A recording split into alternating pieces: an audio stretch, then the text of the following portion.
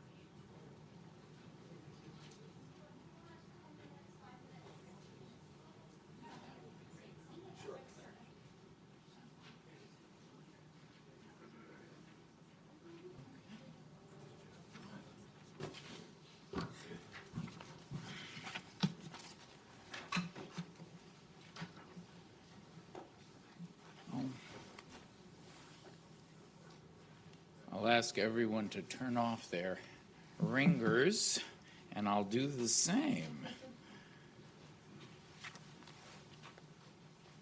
May I? Good morning, everyone, and welcome to Brookings. I'm Norman Eisen, and I'm a senior fellow in governance studies here.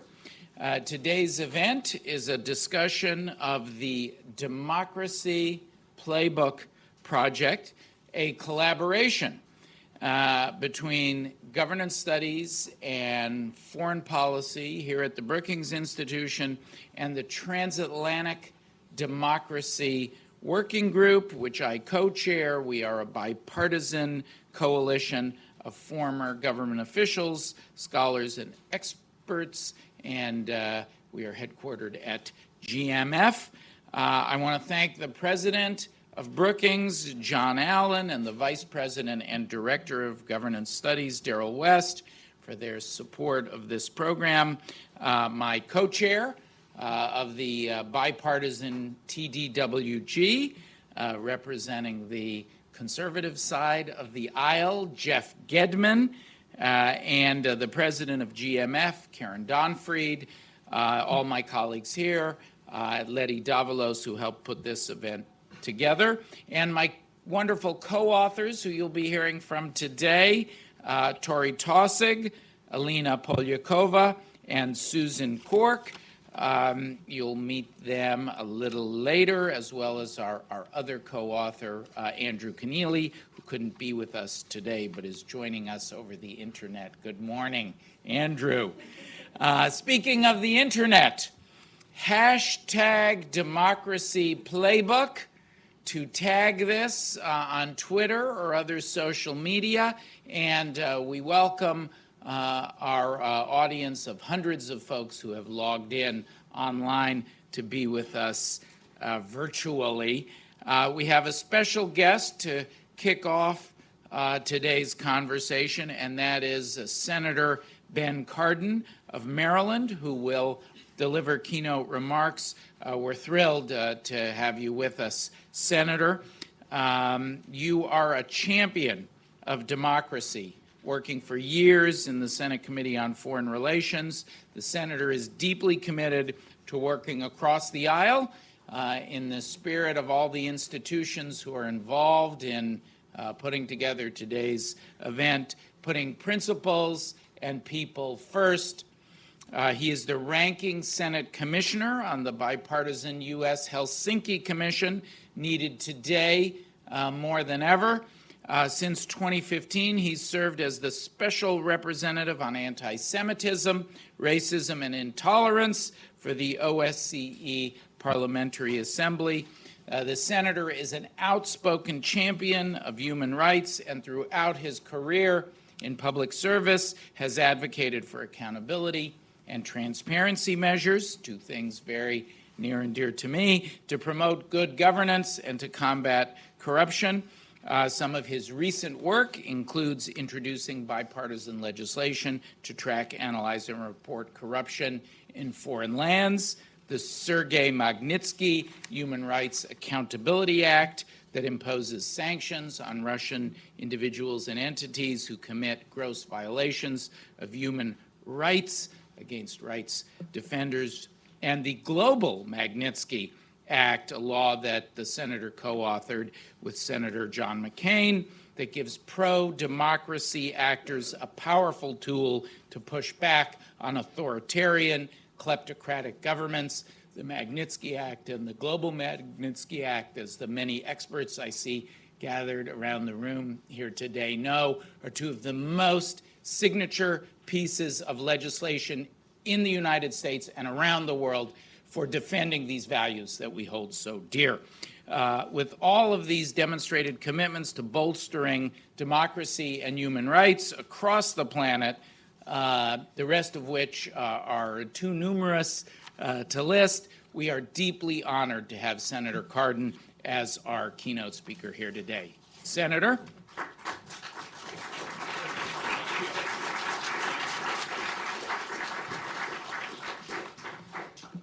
Ambassador Eisen, thank you very much for that very generous introduction. It really is a pleasure to be here. I would accept any invitation to get off Capitol Hill these days, so thank you very much. I got the Democracy Playbook about 2 minutes ago. I have not read the full report. In fact, I have not read any of the report yet, but I'm looking forward to it. So thank you very much for your contribution here to democracy. I'm going to be very serious this morning because I am extremely concerned about the status of democracy globally. And I thank Brookings for sponsoring this event, and I thank you for the team that put together this playbook, because we need you. Democratic states desperately need a game plan to counter what's happening globally and here in the United States. Let me just start, if I might, by a trip that I took with the majority leader of the House of Representatives, Congressman Hoyer. Under the auspices of the Helsinki Commission, we went to Europe in July for the Parliamentary Assembly meeting in Luxembourg. But before doing that, we decided that we wanted to go to Budapest, to Hungary, to see firsthand what was happening in that country. We knew that there were troubles in the country, but we wanted to see firsthand what was happening in that state. And as I was talking a little bit earlier to the panelists, as I was listening, I met with half a dozen government officials from all different agencies. And as I was listening to their response to our concerns about the freedom of the press, about imprisoning opposition, about removing democratic principles of one-party state and revising history, I thought I was in China. And I say that because when I was in China, every official I met with gave me the same response to every question I answered. It was talking points given to them by their government that they were required to respond to whatever we said. And that's what I found in Budapest. Every one of the government officials gave us information that was factually wrong about the control of the press by the oligarchs, that Mr. Orban has been able to control the message going out, gave us misinformation about the revisionists of history, as what they've done in Hungary's involvement in World War II. They gave us revisionist history on the protection of civil societies. And every one of these issues was just frightening to hear. Hungary, which is a NATO ally, is no longer a democratic state according to the principles of the founding of the NATO alliance. The NATO alliance states very clearly, founded in 1949, on the principles of democracy, individual liberty, and rule of law. Hungary doesn't meet those standards today under President Orban. And what makes matters even more frightening is that we visited the Aurora Center. The Aurora Center is a nonprofit protection for civil societies, a place where the NGOs can come and meet and share information and talk about events and try to organize to protect democratic principles. And we met there at their request, and they told us that because this meeting was taking place, there were certainly going to be repercussions to the center itself. They had lost their license at times by the government officials because of their protests. They'd been harassed. Their funding had been cut off, a lot of things. And sure enough, just about a month ago, a couple weeks ago, a group of criminal types broke into their offices, physically harassed their people there, and the government made no response at all to these attacks. That's what's happening. Hungary, of course, has adopted just recently the Foreign Agents Law, 2017, very similar to the Russian Foreign Agent Law, that puts a very chilling effect on civil society's ability to operate. Hungary is moving further and further away from the principles of democracy. They're moving in the wrong way. So it gave us the stark reality that of the popular misconception that democracy arcs upwards forever. It's not inevitable. We don't necessarily are able to protect democratic states just because it's the right form of government. Now, Hungary's not alone. Another NATO partner is even worse, Turkey.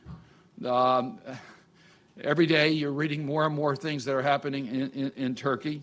It is a country that, again, we reformed NATO to protect us from the threats of the spread of the Soviet Union, of their national security threat against us. And what does Turkey do? They buy the S-400 from Russia, compromising our national security and the security of NATO and sharing military information with our adversary. And make no mistake about it, Russia is our adversary. They attacked our country in 2016, and they continue to compromise Americans' national security interests. And Turkey now has a military relationship with Russia, which is prohibited under the NATO alliance, and by the way, also triggers sanctions under the CATSA statute. But Turkey has done a lot more. They invaded Syria. We all know that. How tragic this is. It compromises our ability to fight counterterrorism, to have counterterrorism in that region. Our ground forces are the Kurdish fighters. And the Kurdish fighters now have been very much compromised because of the Turkey intervention into Syria. It is the world leader in jailing journalists, Turkey. 180 media outlets have been closed. 220,000 websites have been blocked in Turkey. Under Erdogan, we've seen the use of emergency powers rewriting the Constitution, imprisoning those who challenge the power, undermining judicial independence, violating the rule of law and civil liberties, and the list goes on and on and on and on. It was Brookings that sponsored, and the German Marshall Fund that sponsored, how do the liberal leaders who gain power operate to keep power? What is the game plan here? And we've seen this over and over again, and you can just take a look at what happened in Hungary and Turkey to see this play out. Once they gain power, they end the independent judicial review. That has happened in both of those countries. They create a one-party state. Both are now one-party states. They attack the independent media and civil society, controlling the message to the population to gain support. And they cast those who oppose the ruling government as out-of-touch elites, as globalists or bureaucrats, and increasingly identifying them as enemies of the state. And we've seen this happen now with two of our NATO allies. And the list goes on and on and on. If these practices sound familiar and too close to home, they are too close to home.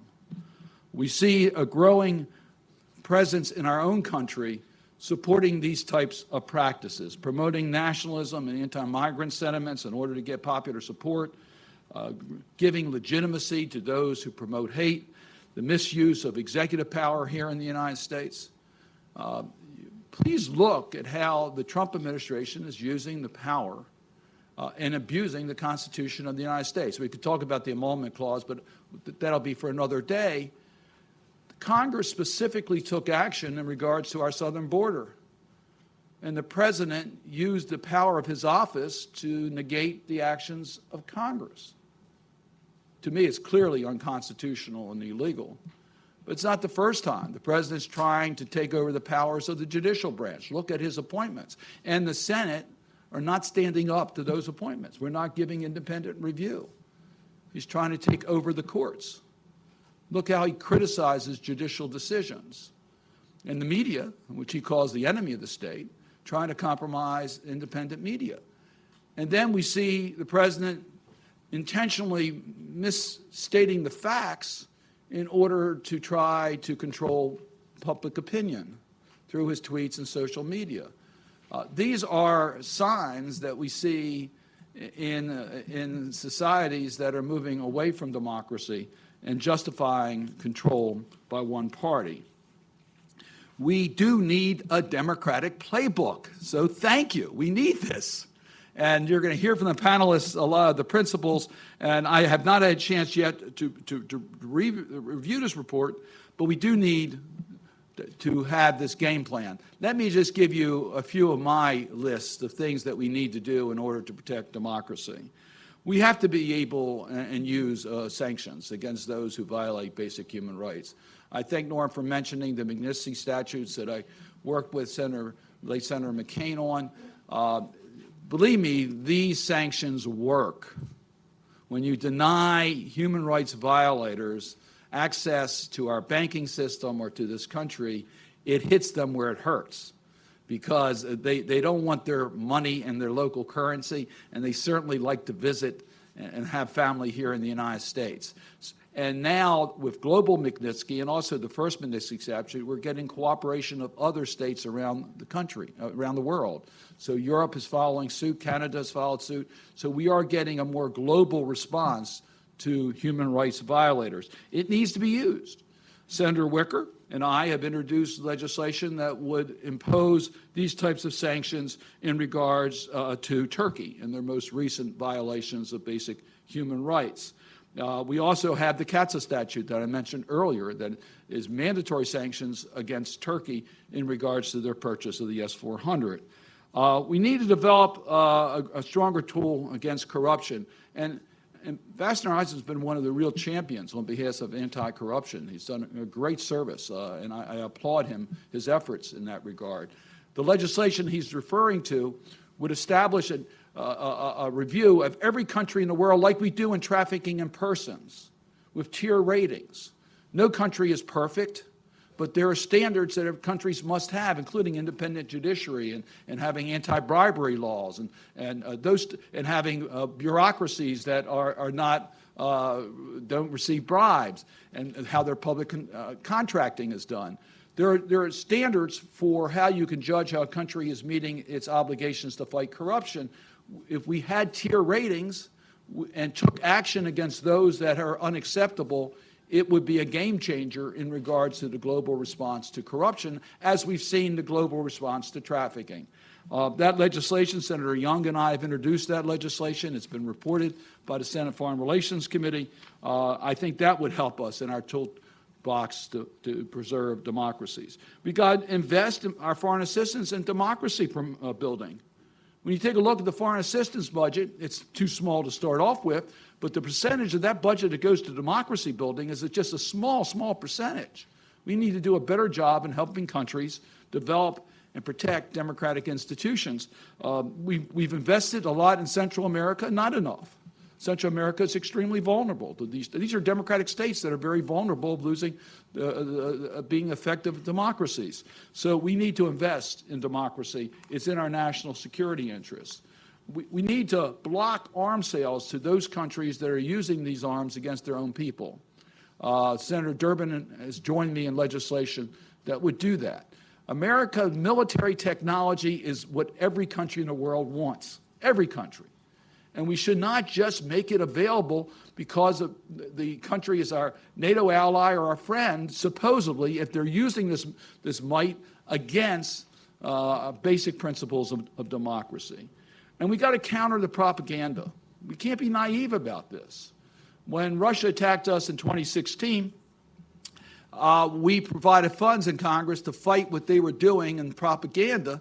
The administration held those funds up for way too long, but there's bipartisan support for us to get in this game to make sure that we get information out there that's accurate, because false information is now a tool being used to bring down democratic institutions. We have to have disclosure laws on social media to protect our election system. There's legislation pending that would deal with that. Other countries have responded to put guardrails on social media. We need to do the same here in the United States. And we need to support civil societies. America needs to support civil societies in countries around the world. So we had the confirmation hearing for Secretary Sullivan to be ambassador to Russia.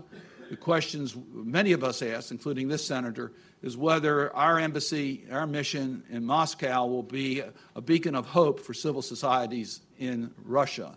And Secretary Sullivan answered affirmatively, and that he would take direct steps to continue the tradition of our mission in Russia. I think that's extremely important.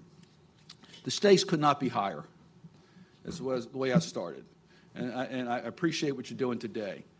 China is using their economic power to try to influence democratic institutions.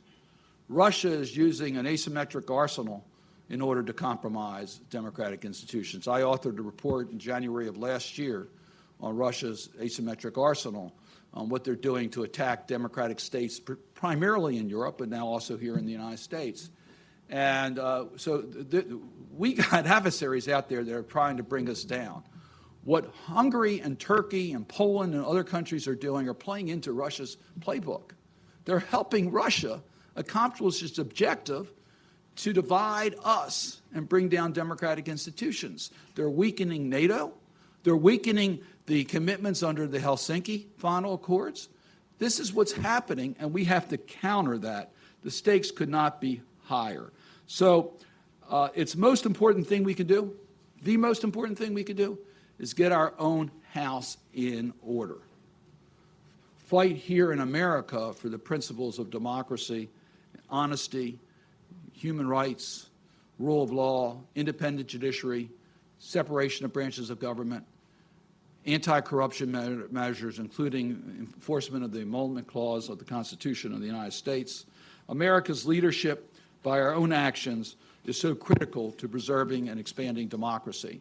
And that's what I hope will come out of this session today with the expert panelists that you have. I look forward to hearing about their conversation, but also the playbook for democracy.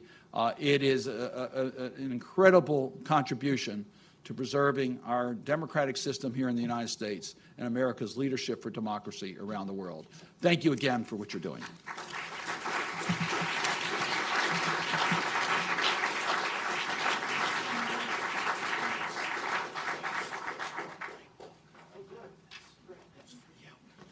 Okay. Senator, thank you for that inspiring and incisive analysis of the challenges we're facing, but of the solutions, the ones you've already helped implement, and the others that we know you're going to fight for in order to address the health of democracy as we mark 30 years since the end of the Cold War. Little could we have imagined in that flush of optimism and the proclamation of the end of history that these historical factors of illiberalism that so afflicted the post-World War I century would be back upon us once more today. So we thank you for your leadership and for your kind words.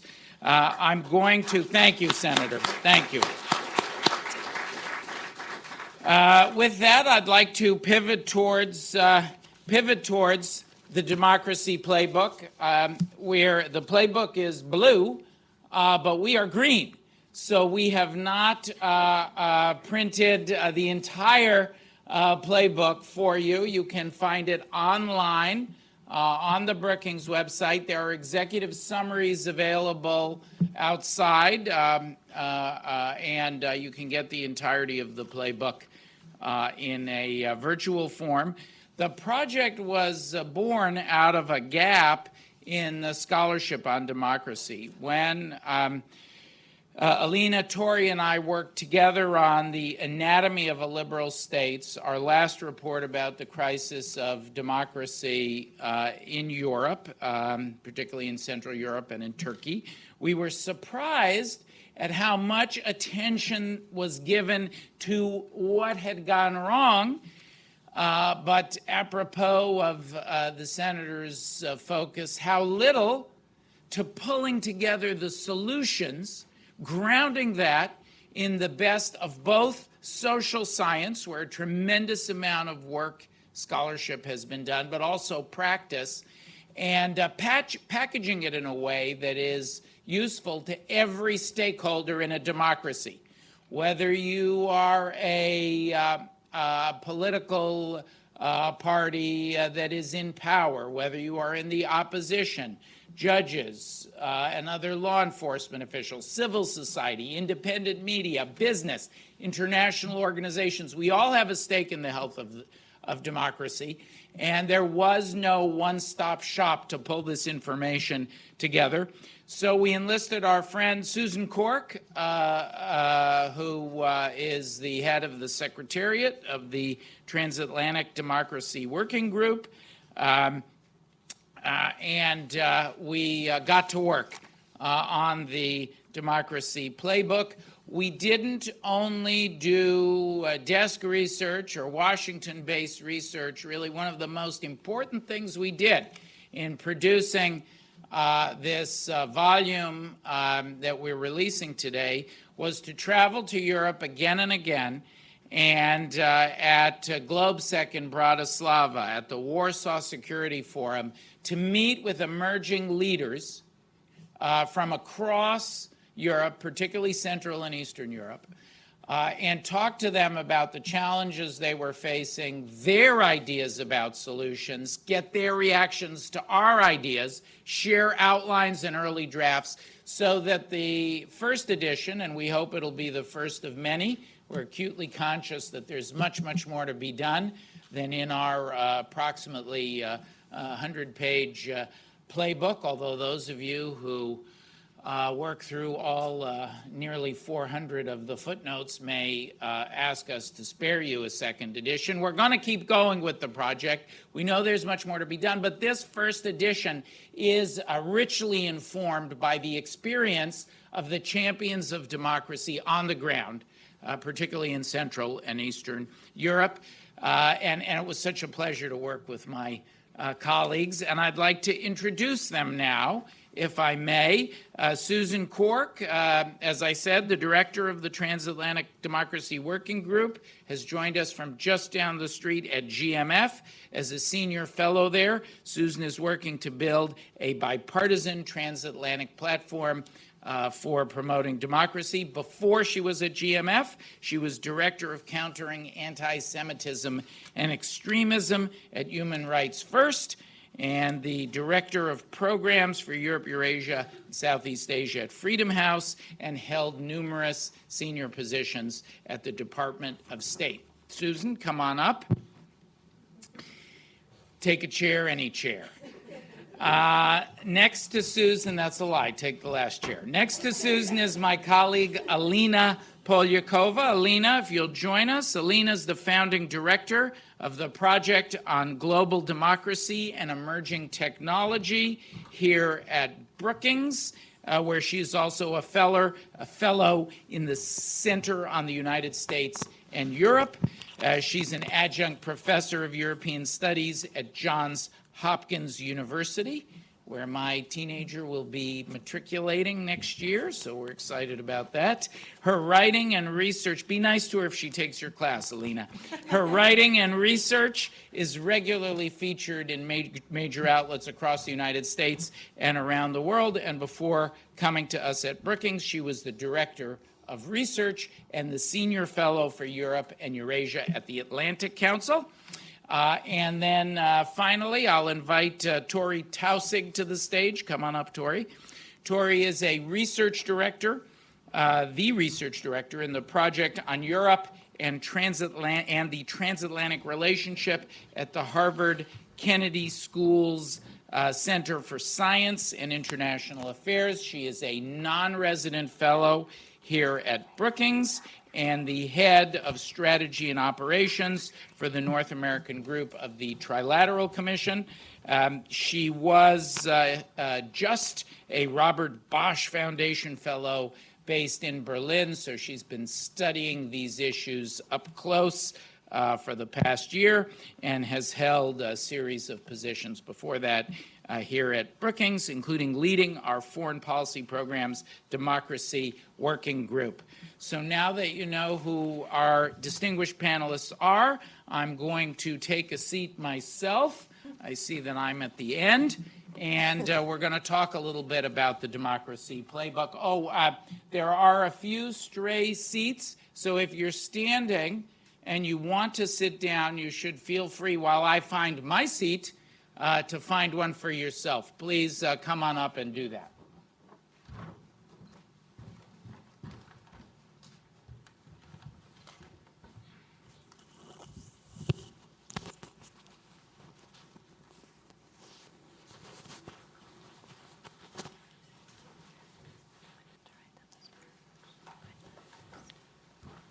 Okay, ladies, it's been a pleasure working with you on this project. I am proud of what we've produced. I continue to be amazed that when we went looking for this, it wasn't out there. We couldn't just pull it off the shelf.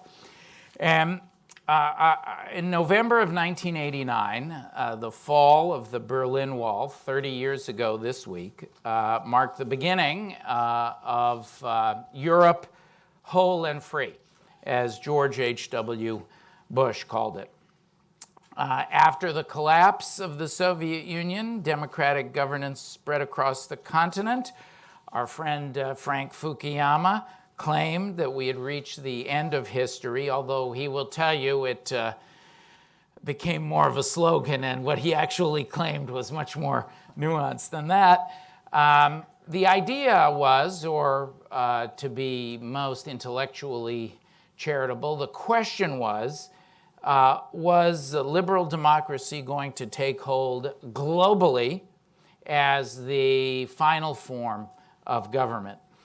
And I'd like to kick off our conversation here today by asking our panelists, we'll just go down the line, starting at the end with Tori, ask our panelists to tell us why, in your view, 30 years after the fall of the wall, are we seeing such a degree of authoritarian resurgence, particularly in the former Soviet bloc? How did we get here?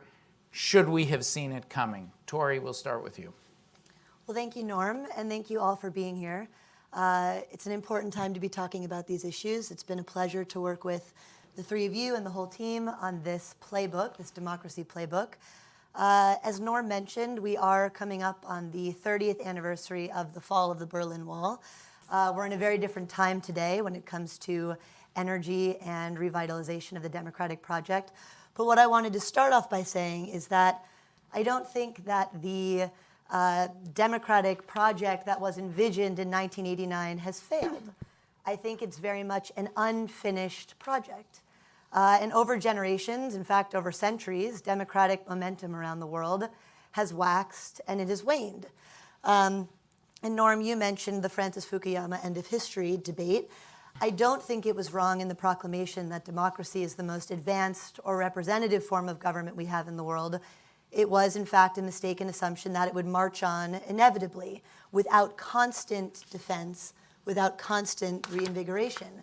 And today, it is clear that we are in a moment of disrepair in democratic momentum and in institutions around the world, which is why it's so important to be working on these issues now. And we've seen, not just in Europe, but around the world, democracy, if you look at indices such as those by Freedom House, that it's in its 13th consecutive year of decline in political freedom, civil liberties. In that time, 1 in 6 democracies around the world has failed. And in Europe, it's interesting because it's been somewhat of a slow boil. It hasn't been through overt coups, authoritarian takeovers. The illiberal trends we've seen have been through relatively democratic processes.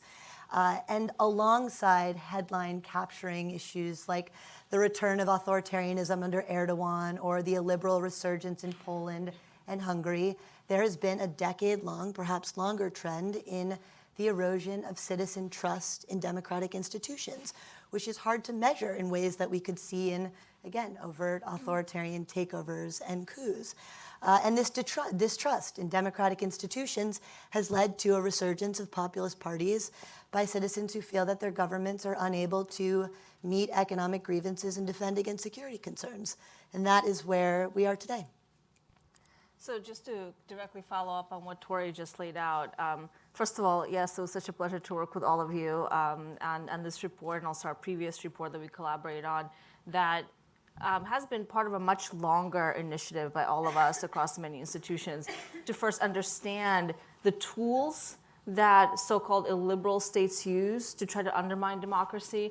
And this report, we tried to provide a playbook for how to respond, as you said, Norman, as the senator pointed out. And I think this is the bright light that I would like to focus on. As Tori was saying, and as your comments preluded, this is a really key moment to remember where we were in the euphoria of 1989 and the 1990s. I think in that euphoria, we got lost in the notion that democracy, this third wave democratization that followed the fall of the Soviet Union, we saw an explosion of democratic governance across the world because of the collapse of the Soviet influence across the world, especially in the former East Bloc. And I think we assumed for a long time that this was a linear line of progress towards liberalism with a small l, towards greater democratization. But what we're experiencing now is the reality that these processes don't happen in a linear trajectory, that they come in ebbs and flows, right? And what we've seen is sort of backlash to that very, very rapid process of economic liberalization and democratization, especially in the former East Bloc countries, that has taken the face and the form of these self-styled illiberal states. But I think what we're seeing now is a backlash to that backlash, if you will. And I think this is the bright light that I see. I mean, certainly governments like in Hungary and Poland have increasingly consolidated their control. Certainly we have seen an autocracy emerge in Turkey. Certainly we have seen authoritarianism emerge in Russia.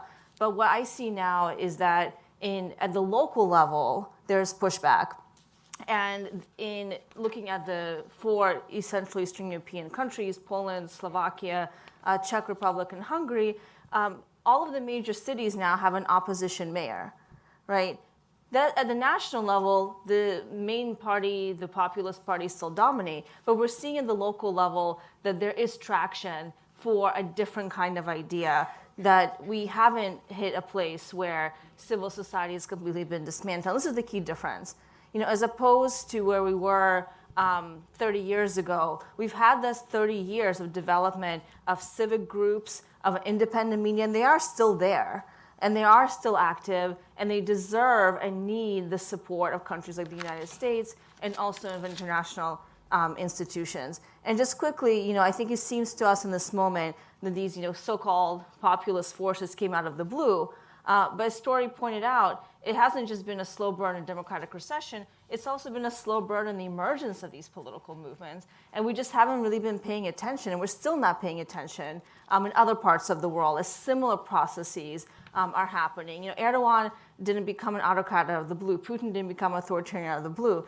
Orban didn't emerge out of the blue. But we weren't paying attention, and we need to start paying attention now. Thank you. And I want to echo that it has been a real pleasure working with all of you on this report. I was afraid you were going to take exception, Susan. But one of the really great reasons why this has been such a good process was it was collaborative, it was inclusive, and we took the time to refine and test ourselves, had sort of a design thinking mindset in doing it. So the process itself is something that we want to model as we're making recommendations. I wanted to start out by giving an anecdote. I was, a few weeks ago, I was at Forum 2000 in Prague, which was started by Václav Havel, and it was on the eve, of course, of the 30th anniversary of 1989. And Lech Walesa was given a similar question, and he said, "The problems of today can be solved. When I started the fight versus communism, nobody believed me.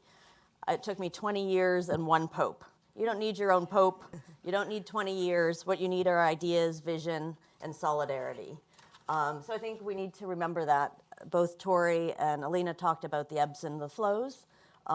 We've seen it work before. We have that going in our advantage. I was in middle school in 1989, and a lot of the student leaders that helped overthrow communism are now in their 30s and 40s, and they are the ones that, they have this in their DNA, and they are the ones that are still fighting. A couple of things, though, that we did do wrong. Along the way, there was this sense of inevitability. We saw democracy as an end state. And our co-chair, Jeff Gedman, said it really succinctly. He said, democracy is a process, it's not an end state. And if it's a process, that means it needs continuous inputs, it needs tuning, it needs review. If where there's bumps in the road, you need to rethink it, retool it. And that's what we failed to do. A lot of the policies and approaches that were designed to supposedly support democracy were built around this idea of it being a linear process. Even the U.S. assistance framework was built on this graduation model that democracy is achieved, you graduate out of the need from support. So that's one thing that needs to be rethought. The 2008 global financial crisis was a pivotal period.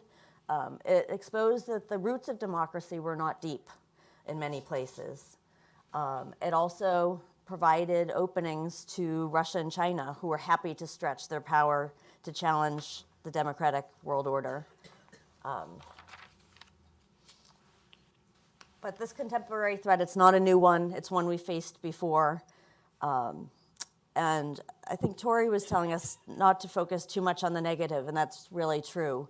And I would encourage us to go back not just 30 years, but 70 years.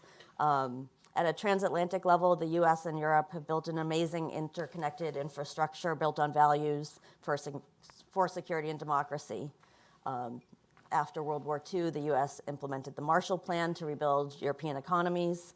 We have the Universal Declaration of Human Rights, NATO, the Organization for Security and Cooperation in Europe, the European Union. We have a foundation of institutions. We have a foundation for collective security, for shared values and obligations.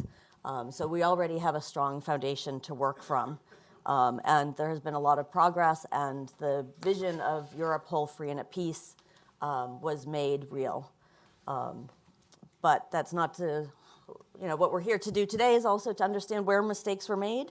The so-called elites, they handled the drivers of discontent not well in terms of understanding the hardships that it was creating for people, the growing inequality. They became removed from people in the countryside. It was the sense that those in the capitals didn't understand what was going on. So one core essence in our playbook is that if democracy is going to prevail against authoritarianism, it's because people are willing to fight for it, that they are willing to seek the truth, that they're willing to use all available space to press for freedom, and because democracy shows that it can deliver. Perhaps we should think of our elections as a permanent democratic revolution instead of as a periodic citizenship event along the lines that democracy is a process and not as an end state. Tori, Lena, Susan, we worked hard we divided the writing in the playbook with myself and Susan and our colleague Andrew talking about some of the domestic issues, and Tori and Alina focusing on the international. But I'm going to ask everybody about everything here this morning. I'm going to start at the end again with Tori, with the responsibility and the opportunities of the first of our political stakeholders, the actors who are involved in the contestation of democracy, those who have political power, parties, elected officials, those in positions of authority. We'll turn to the opposition and others in a moment. But Tori, what are the things that someone can do if they're actually in a position of political authority in one of these challenged democratic states? So Norm, I think you very importantly mentioned that even though we were focusing on domestic and international actors, the approach that we all took is that democracy rests in the hands of the people, just as it did in 1989 during true democratic revolutions, as it does today. And so as much external or international support and cooperation you can have from foreign governments, NGOs, donors, international foundations, if there is not genuine enthusiasm and involvement from domestic actors, democracy cannot be fundamentally revitalized and defended.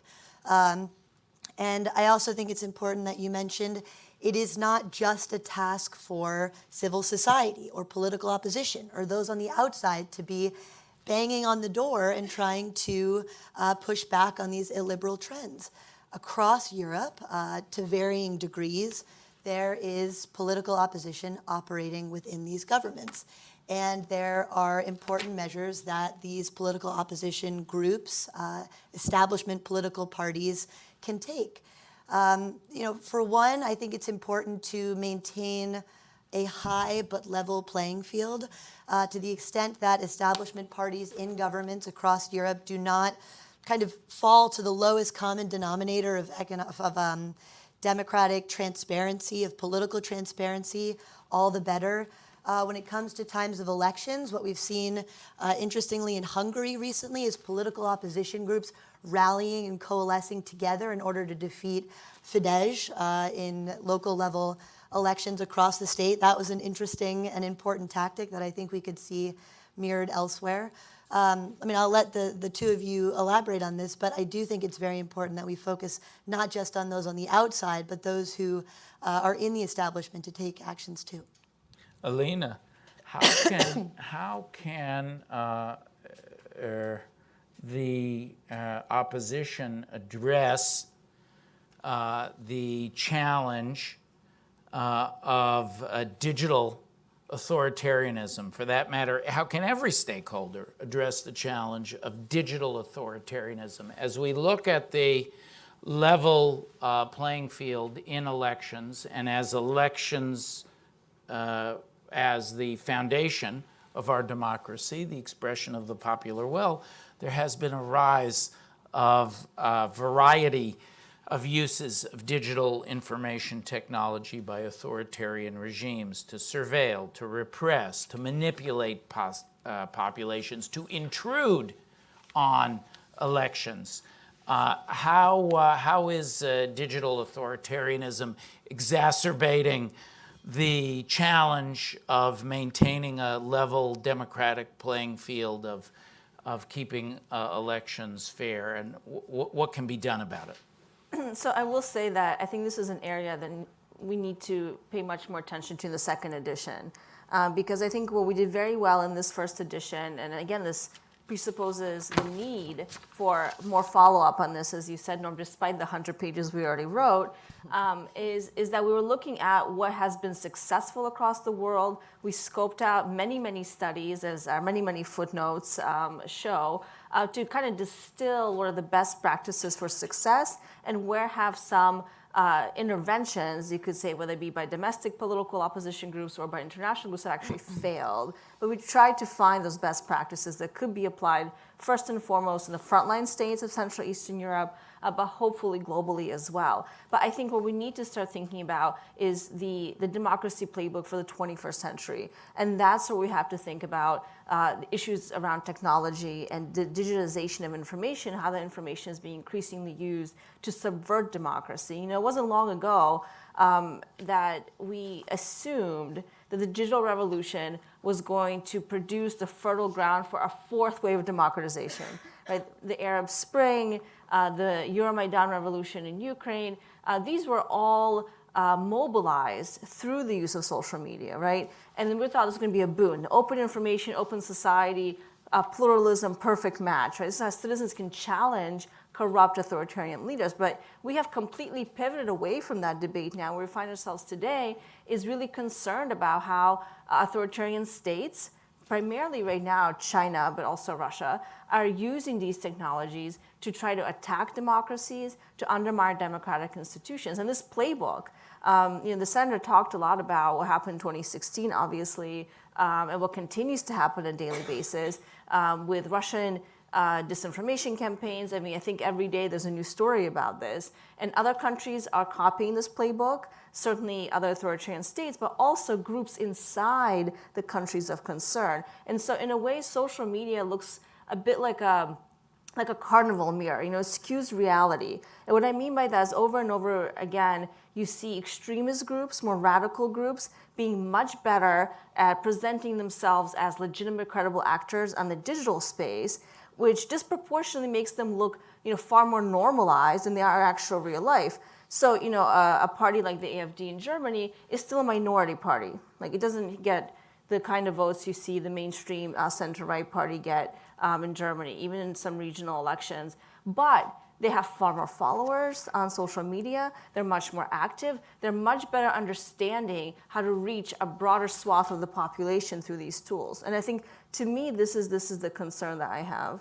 Any best practice or example that you want to identify that has worked? And we're in the early days of figuring out what the effective line of defense against digital election tampering and authoritarianism looks like. But anything that jumps out? Look, I think we're really, really early days. So right now we're in this trial and error period where there's a lot of tools being developed to track and monitor things like disinformation campaign from foreign actors, but we don't really know yet what's having impact in our interventions. So I think what comes out in our report that's really critical here is, again, the role of the international donor community, is that we need to coordinate our support better, and we need to focus that support on not the usual suspects. And specifically in the digital domain, independent media and civil society organizations need to have the capacities, the basic capacities to function, to be able to push back themselves in their own countries, in their local communities, against these kinds of incursions, but also against the domestic disinformation from specific extremist groups. But I think right now there's a lot of things being tried, and I think just go back to what Senator Cardin quickly said about how the U.S. Congress has allocated and authorized and appropriated a lot of support for the State Department to use to try to support civil society groups in their fight against disinformation specifically. I think we need to see much more of this. I'll just volunteer that the Macron campaign's clever defense against hacking and digital manipulation bears study. You wouldn't think that you need to prepare yourself for digital war as a part of a European, and we are focused on Europe, both in this first edition of the playbook and the conversation today. You wouldn't think that would be necessary as a part of a modern political campaign in Europe, but it very much is. Susan, I want to dig deeper with you into the relationship between what you do as the director of the Transatlantic Democracy Working Group to describe what, with a focus on Europe, what other, let's put the digital to the side for the moment, what other tactics and strategies you think are successful to support civil society actors, NGOs, and to renew the promise of democratic institutions, looking at, having spent as much time as we have with our European rising leaders, looking at the situation in Central and Eastern Europe. Thank you. Good question, Norm. And that's myself having spent a lot of time working in the field with frontline democracy defenders. I think that's one thing that we need to do is kind of go back to the roots. Too often, particularly here in DC, I think we talk in terms of grand terms of democracy and freedom and institutions, but really, in order to succeed, we need to go back to the grassroots level. We started this Transatlantic Democracy Working Group, admittedly in the wake of the Trump election, because the environment here had become so partisan. And those of us who had worked in Democratic and Republican administrations had previously agreed on the big things, that Europe mattered, that the alliance with Europe mattered, that having our security grounded in values and respect for human rights, that mattered. We became alarmed and felt like we needed to create a mechanism for coordination, that these issues were big ones. It wasn't for a single individual. So we banded together and we agreed to stand together on principle. Where we saw democracy deteriorating and putting at risk our security, we agreed that we would stand up together and that we would help to educate and inform and draw attention to the environment. So in terms of concrete examples where this works best, and it was important to have our emerging leaders working with us on this, is understanding what they see is working. What are the key areas where there is legitimate demand on the ground, where they believe that there is a strategy and the right actors and the possibility of success, and that they help us identify where they need international support. So where they need us to help amplify the message by calling on Congress to be having hearings and showing that the U.S. still cares and pays attention, that there needs to be funding, but funding that is cognizant of the current realities and is tech savvy and has a longer term time frame and builds into the approach an understanding that democracy is not linear. So at its best is when you have an example of, say, in Poland, and the judiciary was under attack, and there were hearings in Congress. There were numerous reports by members of the Transatlantic Democracy Working Group, and Polish civil society brought these cases to the European courts for further review. So I think the main takeaway is that it's not one silver bullet. It is the interaction of multiple actors who are all doing their role to be pushing for democracy.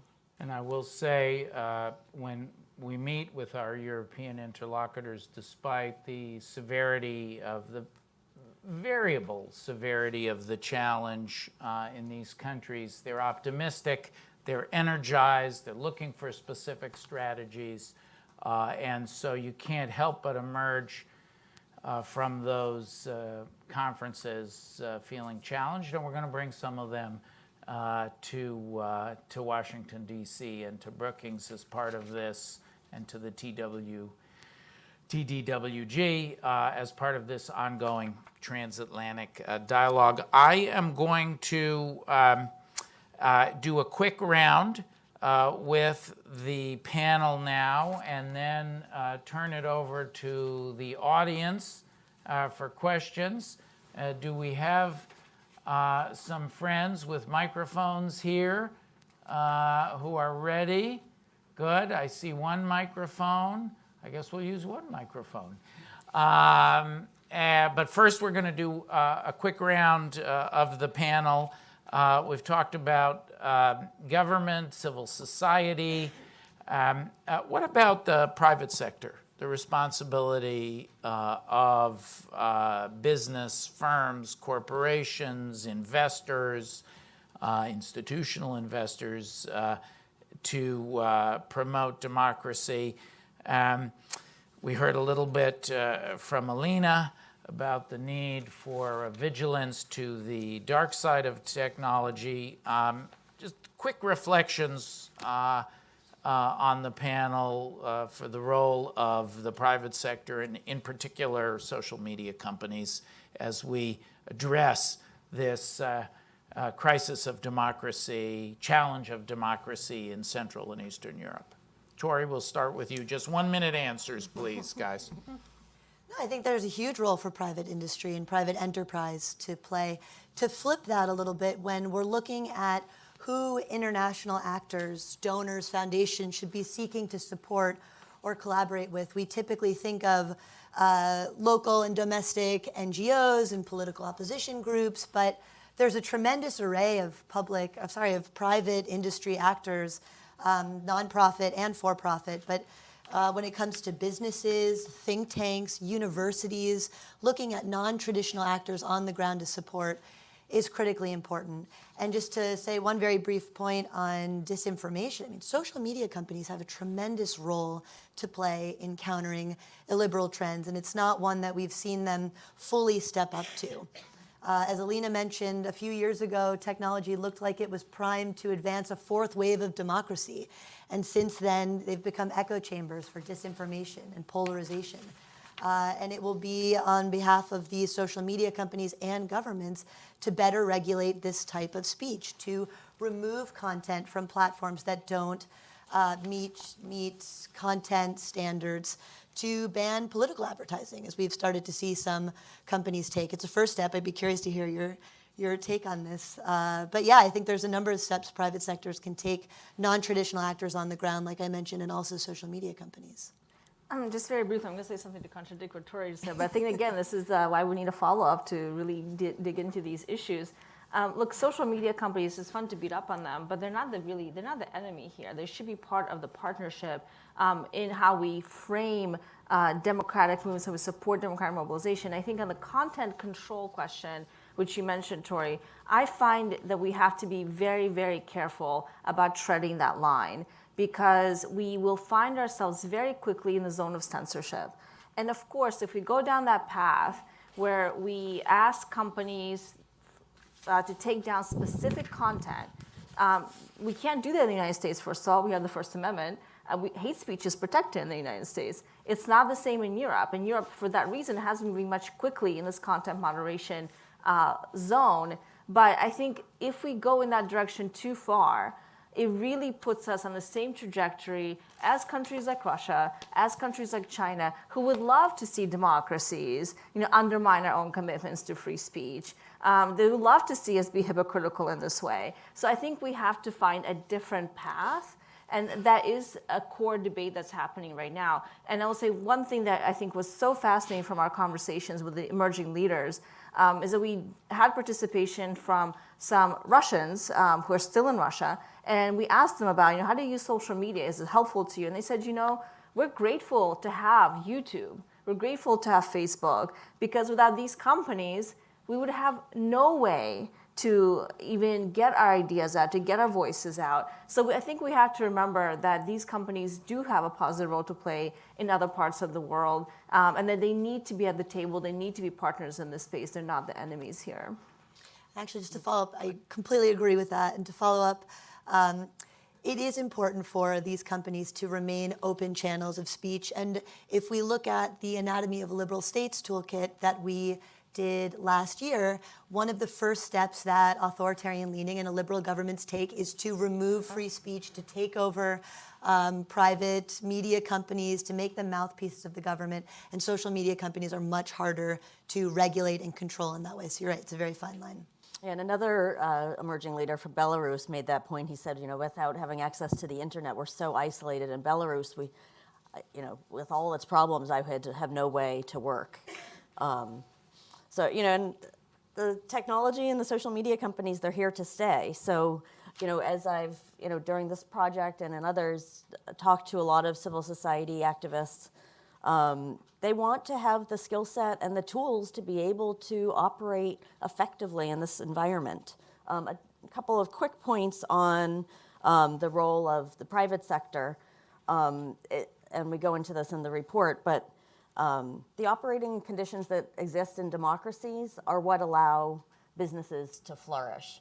Any companies that have a long-term perspective are better served by supporting democratic conditions.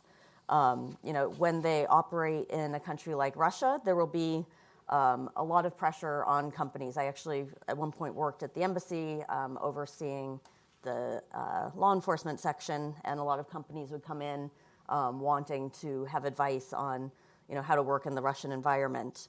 In Russia, Microsoft found out that Russia would try to use it as a puppet, that, they said that they were going after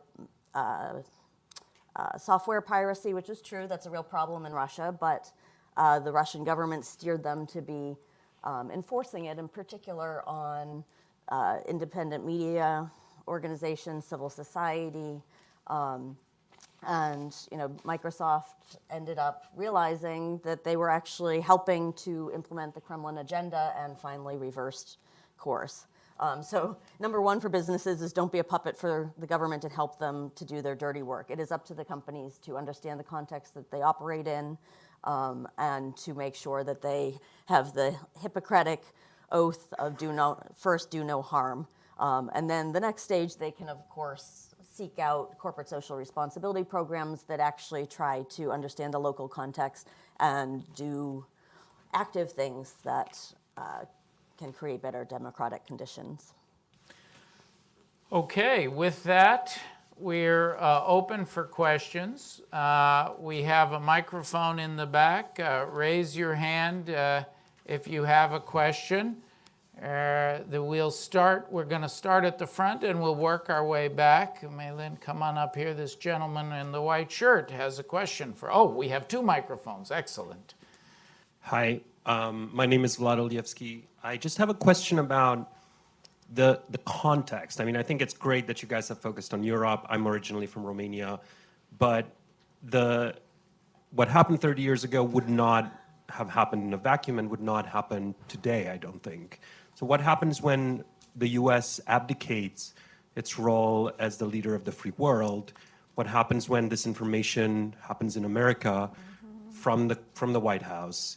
And what is the incentive for the private sector to do the right thing? I think it's great what you all said, but if the money's there, why should they, and there's no sanction on them here in the US, why would they do the right thing? I can start with that if we want. I mean, I think you're absolutely right. I think what you're outlining is a broader geopolitical context in which the United States and even Western European countries as well, traditional US allies, appear much more divided. There's a huge rift between the transatlantic alliance that is quite nuanced in many ways, but also the broader context that there's a huge amount of uncertainty and instability. And when it comes to social media companies, I have to say that I think they are trying to struggle with this question. And I think you've hit the nail on the head, because we need to move away from thinking about content controls and towards how do we change the economic incentive structure that has built an internet in the 1990s that was all about the free, open, anonymous internet. I think the reality is that we can't go on like this and still maintain a digital domain that is governed by democratic principles. And what are those democratic principles these companies, I do think, adhere to, at least rhetorically? They say they do. And we need to hold them at their word. It's about transparency. So introducing transparency into how the algorithms work. It's about accountability, into having more information shared with researchers, for example, about when they do these takedowns that we hear in the news all the time, how are they attributing this, how are they doing the actual research? And I will say that I have seen progress on this. It's not as fast as we would like, but it is moving in a right direction. And I think what's going to be really key is where the US goes in the regulatory space. Because where the Europe has gone is not necessarily the same direction where the US is going. And there are a lot of bills being considered, that Senator Cardin mentioned, the bill on disclosures in the US Congress right now. None of them have passed yet, but I think it's about rethinking how we even structure the regulatory framework around these issues to change the incentive structure these companies are functioning under. Okay, the gentleman there had his hand up early. Very good. Thank you. My name is Ashok Panikar. I'm with Metaculture. We have been working in the area of conflict management and strengthening the values of democracy for almost 15 to 20 years. I have a question and a suggestion. Firstly, congratulations. I was just looking at the abstract and it's fantastic. I'm wondering why two stakeholders are missing. And these are the stakeholders I work with. The first is educational institutions, okay? The second is the people. And the reason why I say this is I worked in India for 12 years, and I left India because by 2015, 2016, it was clear we were going to lose our democracy. And it wasn't because of the opposition. It wasn't even because of the nationalist parties. It was because the values of the average Indian were not democratic. We have not in 70 years imbibed democratic values, democratic skills, democratic dispositions. So my suggestion to you folks is for the second edition, please pay attention to the people without whom civil society or the opposition parties really cannot do very much. Thank you. Well, I'll take that one if I may. We're acutely cognizant in doing a work of this kind, and we were inspired by other work that's out there, including Gene Sharp's From Dictatorship to Democracy. In doing a work of this kind and kind of pulling these threads together contemporaneously, today in a modern edition, where there was nothing exactly like this paper, you always have to make choices. One place where the literature is very rich is on the responsibilities of individuals. We cite to some of that literature and we talk about the role of the people on page 42. You could do an entire report on nothing other than that, but we thought that that was a space that was well addressed, whereas some of the other areas, not so much, just for the first edition. We agree with you, it has to be expanded.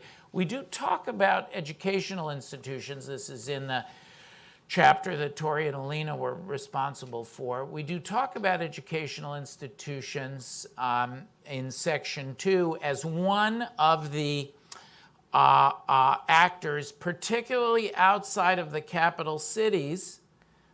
Universities are a very important partner, a very important source of democratic energy, of resistance to illiberalism that should be studied.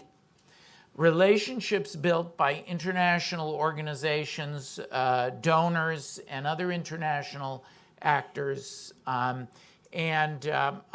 utilized as a non-traditional node of democracy advocacy. We talk about it a little bit. There's much, much more that needs to be said about that. So basically, we're having a heated agreement with you. I would just note on that too, and also fighting for academic freedom is within the Transatlantic Democracy Working Group is one of the areas that we have focused on. So in Hungary, with them forcing Central European University out of the country, one of the premier academic institutions in Central Europe, that was one of the examples that has not, of transatlantic solidarity that has not been successful yet, but where, we were able to get a really broad range of people from universities and government and authors who were willing to stand in support for Central European University. So that is one of the areas that we do need to fight for. And to your point, all of these institutions, they're made of people. And the silver lining now is that there is a realization that democracy is an active sport. You have to play it. Tori, did you want to say something? That's okay. I want to get to the questions. Okay, good. This gentleman sitting in the front with the light-colored jacket has Thank been you. patiently waiting. I lived for 40 years under communism, so you might understand my deep state concern about democracy worldwide and in this country as well.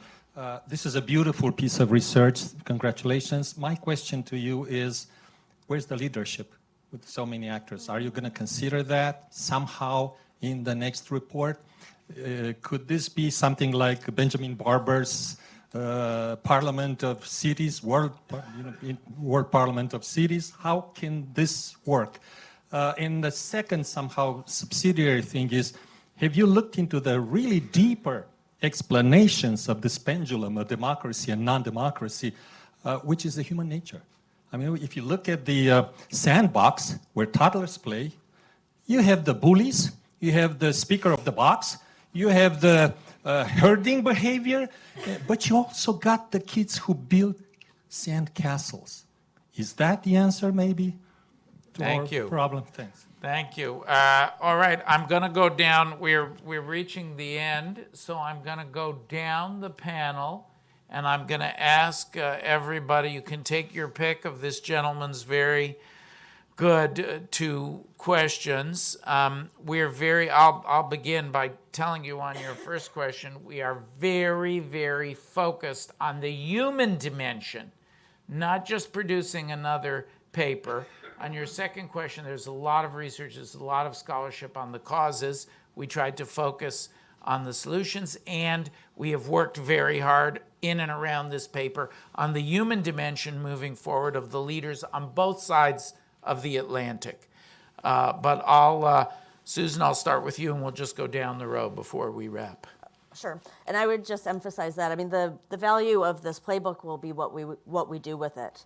And part of the design of including the emerging leaders, where we were hopeful that they would be the practitioners, that we wanted something that would be valuable to them, and that we were creating a feedback loop with them, and hopefully a group that would continue this practice of sharing their struggles, getting inspiration from those who had faced similar challenges in other countries. So, one thing that we would love to do is to kind of test this and practice and have people who are implementing it and reporting back on it, and have this be a dynamic product that we could do a second edition and refine it if we find that certain assumptions don't play out well in certain contexts. So we have the dozens of emerging leaders across Europe who've worked with us and met with us repeatedly on this, who also are committed to these ideas. We're going to continue to work with them. And we have our American leaders here at Brookings, at GMF, in the Transatlantic Democracy Working Group.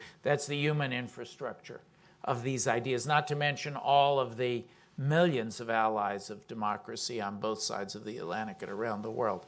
Alina? Just very quickly, I think your question also goes back to the question that was posed earlier about these public opinion polls showing that people are across Europe and the United States don't trust their institutions as much. That even in the United States, there's something like a third that consistently say that they would be comfortable living in a strongman-style government. And so we're seeing some of these questions emerge around young people who we always think are somehow innately more democratic, but actually, they're not necessarily in every single country. So I think this goes to the question that I think we have this assumption that there's something about human nature that's immovable, right? That public opinion is not shaped by other factors, but of course it is. And I think what we're seeing now is that public opinion is being shaped by these more radical, more extremist, more populist-leading groups across the world. And I think the question now, to me, is what is the response? What is that centrist narrative, right? And what we've seen, none of this happens in a vacuum. As we've seen the emergence of these populist forces, we've seen the collapse of the center-left across Europe, the complete collapse of center-left parties. So the question for me, and this report starts to get into that, is how do we reinvigorate, right, that narrative, right? And this has come up a lot in our work, and I think it's something we'll continue to address, because that will shape public opinion going forward. Tori, we gave you the first word on the panel, and we're going to give you the last word on the panel. If I can impose upon you, we're a little over time. Okay. I have one positive statistic to push back on, not push back, but counter these negative trends about youth not being as invested in democracy, and then two brackets of responses. First, positive statistic. The Pew Research Center conducted a poll this summer which said that although citizen trust in democratic institutions are at a record low in the United States, over 8 in 10 Americans said that they were confident that public trust in institutions could be turned around with the right mechanism. So we have runway. Two brackets of responses. I think a lot of these questions touched on how can we reinvigorate democracy, what actors are involved. The fundamental base level is that in order to defend democracy, it must be shown to work. You have to give citizens something there to fight for. And at the citizen level, we have an individual and collective response to reinvest in our communities, our offline communities, and engage in debate with one another. We also need to elect pro-democracy candidates in office in the United States and in Europe and internationally. And governments also have a responsibility, and this may seem out of left field.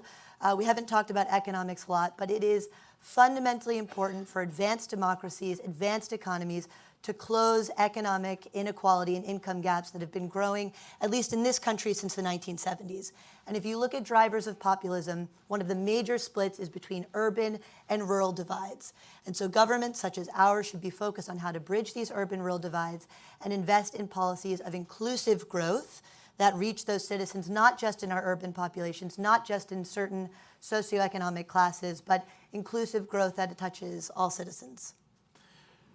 I want to thank Susan, Alina, Tori, Senator Cardin, our other co-author, Andrew Keneally, all of the team here at Brookings who worked on the report, all of those who are with us virtually today, and all of you who were here, the ones who asked such stimulating questions, and everyone in the room. I know every one of you would have asked a question if we had time. We look forward to continuing the conversation, and we thank you for being with us and for your support of democracy in the transatlantic relationship and around the world. Thanks very much, everyone.